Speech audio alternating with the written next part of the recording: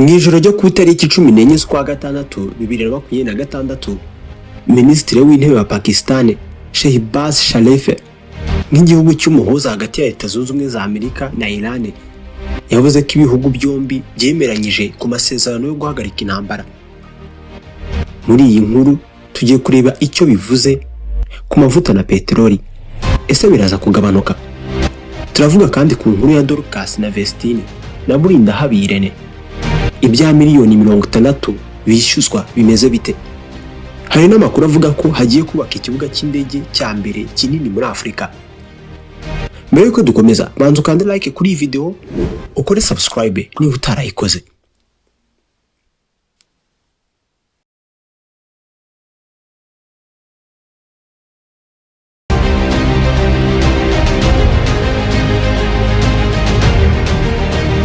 Ni nyuma y'uko abayobozi ba Leta Zunze Ubumwe za Amerika na Pakistan bari batangaje ko bagiye gushyira umukono ku masezerano yo guhagarika intambara na Iran.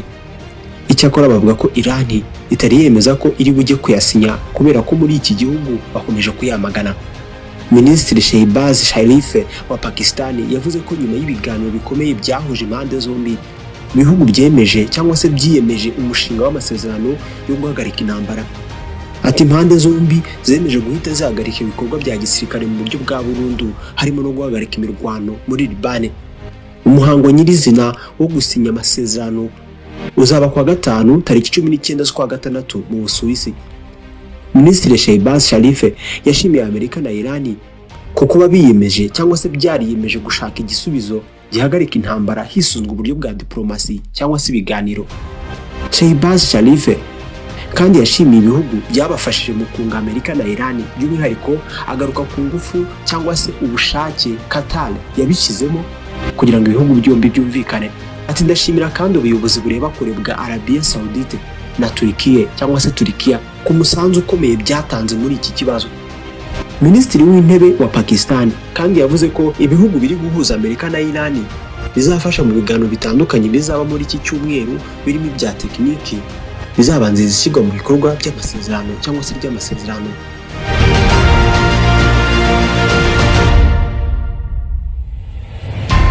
Donald Trump nawe yemeje aya makuru yatanzwe na Pakistan, avuga ko Amerika na Iran byemeje amasezerano yo guhagarika intambara. Ati umushinga twagiranye na Iran ubu wararangiye, ubu nemeje ko umuhora wa Hormuz ufungurwa, bikajyana no kwemeza ko ingabo za Amerika zigwanira mu mazi zari zarakumiriye ubwato bwa Iran zikurwaho. Ubwato bw'isi bwatangira kugenda, ibikomoka kuri peteroli bikagira hose. Ku tariki 28 z'ukwa kabiri nibwo Leta Zunze Ubumwe za Amerika na Israel bagabye ibitero kuri Iran, bihitana abayobozi bayo barimo na Ali Khamenei wari umuyobozi w'ikirenga. Icyo gihe Iran nayo yahise yihimura maze ifunga inzira ya Hormuz inyuzwamo hafi 20% y'ibikomoka kuri peteroli byo ku isi, ariko ikagikomorera ibihugu byayo cyenyenge by'inshuti. Kuva ubwo Amerika nayo yahise ikumira ubwato bwikoreye ibikomoka kuri peteroli biva cyangwa se bijya ku byambu bya Iran. Ubukungu ku isi bwarazahaye burazamba, akagunguru k'ibikomoka kuri peteroli karatumbagira mu biciro, hari naho kageze ku madolari 130. Ibihugu nka Qatar, Ubwongereza n'ibindi byashimiye impande zombi zemeje amasezerano nk'aya.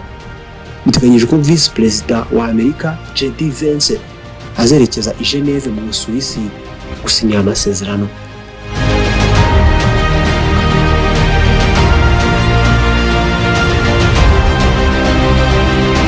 I Kigali haravuga indi nkuru.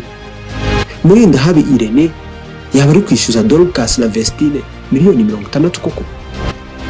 Murindahabi Irene wamamaye nka M Irene yahakanye amakuru y'uko yishyuza itsinda rya Dorcas na Vestine miliyoni 60 z'amafaranga y'u Rwanda, ahamya ko ibyavuzwe ari ibihuha.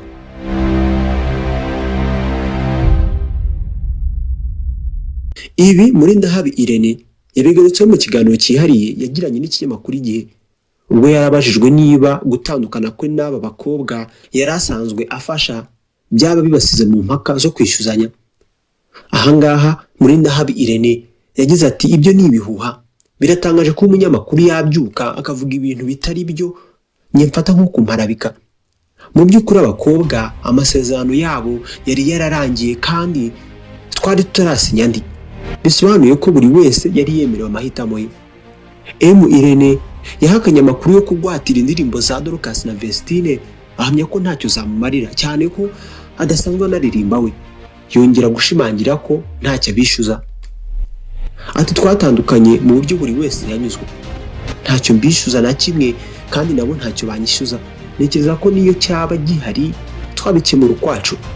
Icyakora kimwe nakubwira ko nta gihari rwose, ni ibinyoma ntari kwiyumvisha naho byaturutse. Irene yavuze ko ikintu yifuzaga kuri Vestine na Dorcas yamaze kukigeraho kuko aba bahanzi bamaze gukura kandi nicyo yifuzaga. Ahamya ko bakomeje inzira y'umuziki rwose azakomeza kuba umufana wabo ukomeye. Ku rundi ruhande amakuru ahari ahamya ko Kamikazi Dorcas nawe yamaze kwerekeza muri Canada, aho yasanze mukuru we Ishimwe Vestine, ndetse ko ariho bagiye gukomereza ibikorwa byabo by'umuziki. Cya kibuga cy'indege kinini n'ahandi kigiye kubakwa usibye muri Tanzania, cya mbere kinini mu karere. Guverinoma ya Tanzania yatangaje ko ikibuga mpuzamahanga cy'indege cya Masalato kiri kubakwa mu mugwa mukuru Dodoma, kizaba aricyo kinini mu buso muri Afurika y'Iburasirazuba. Kizatangira gukora vuba aha ngaha nyuma y'imyaka 4 umushinga wo kucyubaka ushyirwa mu bikorwa. Iki kibuga cy'indege gifatwa nk'umwe mu mushinga cyangwa se mu mishinga minini ya guverinoma ya Tanzania igamije kuzamura urwego rw'ubwikorezi bwo mu kirere. Ni ikibuga kizuzura gitwaye arenga miliyoni 330 z'amadolari, ndetse nicyo cya mbere mu bunini bw'ubuso mu karere, ndetse kizaba giciye ku cya Jomo Kenyatta cyo muri Kenya. Kuri ubu gisanzwe aricyo kiri ku buso bunini mu karere. Gusa nubwo mu buso aricyo kinini mu karere no muri Tanzania, birumvikana ntabwo kigenewe kwakira abagenzi benshi cyane ku mwaka kuko gisa n'igihariwe umurwa mukuru wa Tanzania ariwo Dodoma nyine, urwego rwo koroshya ingendo zijyayo kuko icyo gihugu gisanzwe gifite ikindi kinini cyangwa se ikindi kibuga kinini mpuzamahanga cy'indege cya Julius Nyerere gifite ubushobozi bwo kwakira abagenzi miliyoni 8 ku mwaka, mu gihe icyo gishya kizaba ari miliyoni 1.5. Minisitiri w'Imari wa Tanzania Ambasaderi Khamis Musa Omar yatangaje aya makuru nyuma yo gusura aho icyo kibuga kiri kubakwa.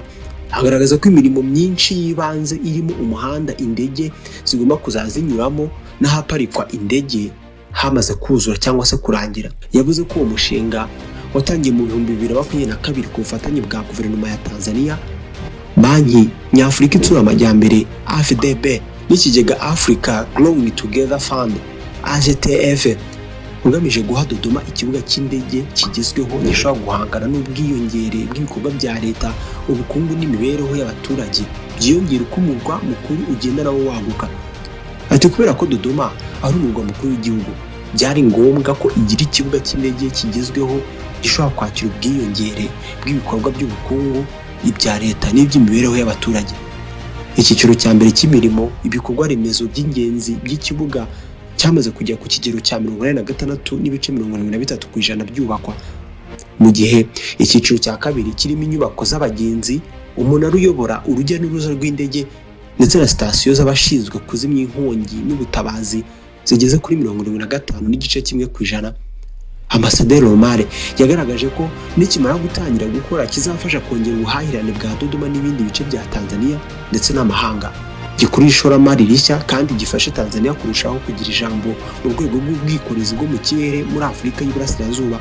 Ikibuga mpuzamahanga cy'indege cya Masalato kiri ku buso bwa hegitari 4,500, kikaba kigiye guca ku cya Jomo Kenyatta kiri muri Kenya kiri ku buso bwa hegitari 4,000, kigakurikirwa kandi n'icya Julius Nyerere muri Tanzania nanone kiri ku buso bwa hegitari 1,000. Urabivuga iki? Tanzania iraganje cyangwa se baracyafite icyo kwiga? Ngira icyo bitekerezaho.